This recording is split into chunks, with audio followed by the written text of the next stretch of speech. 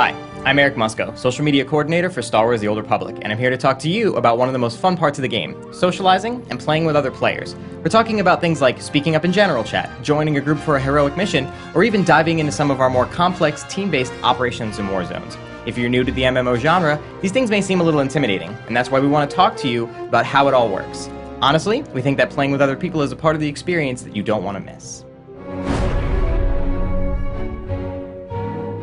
Whether it's with real-world friends or people you've met in the game, socializing is a key part of the Old Republic experience.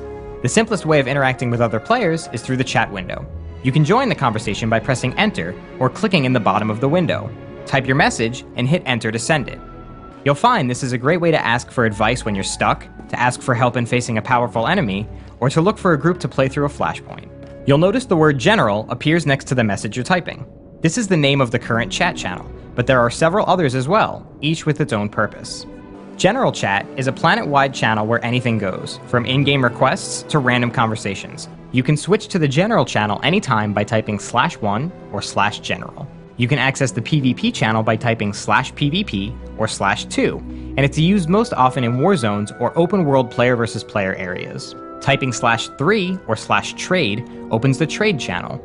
Here you'll find players looking to buy, sell, or trade equipment and materials. When you're in a group, you can type /group or /party to speak only to groupmates. You can use /guild for communicating within your guild. You can also message another player directly by typing /tell and then the player's character name. If you right-click on the Chat tab and then select Chat Settings, you can see the full list of chat channels and select which you'd like to monitor. Your chat window can also be used for more than chatting with other players. This small button gives you easy access to emotes. These prompt your in-game character to act something out in the game world, or communicate a set message to other players nearby. You can wave, or even dance. There are more than 100 emotes in the game, so have fun experimenting to find your favorites. When you're looking to group up or hang out with other players, set a course for the fleet. Republic and Imperial players alike will find shuttles to the fleet on nearly every world, and it's also marked on your ship's galaxy map.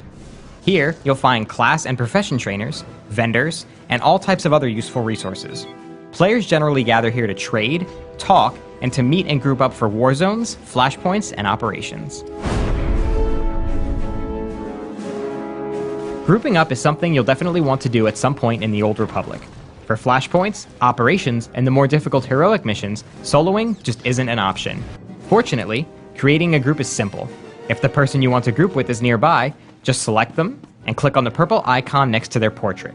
If you prefer, you can type /invite, followed by the player's name to start a group regardless of the other player's location. When you are the one being invited to a group, a checkbox appears, and you have the option to accept or decline the invitation. Don't be surprised if you receive an invite from another player out of the blue. After all, when you're fighting through an army of battle droids and you see a friendly face, it's natural to want to join up. Finding other players to form a group is easy. You can see who's interested in grouping up by pressing O and looking for this purple icon. You can indicate to other players that you'd like to form a group by clicking this toggle. You'll also find that interested players will enter messages in general chat like looking for group or LFG, followed by the flashpoint, operation, or heroic mission they're ready to tackle. By doing this yourself, you'll quickly find other players who are willing to group up with you. You'll notice that groupmates' portraits appear on your screen along with their health and energy bars. You can select a friendly target by clicking on them. If you're not sure where they are, just open up your map by pressing M, and your group will be marked by purple icons.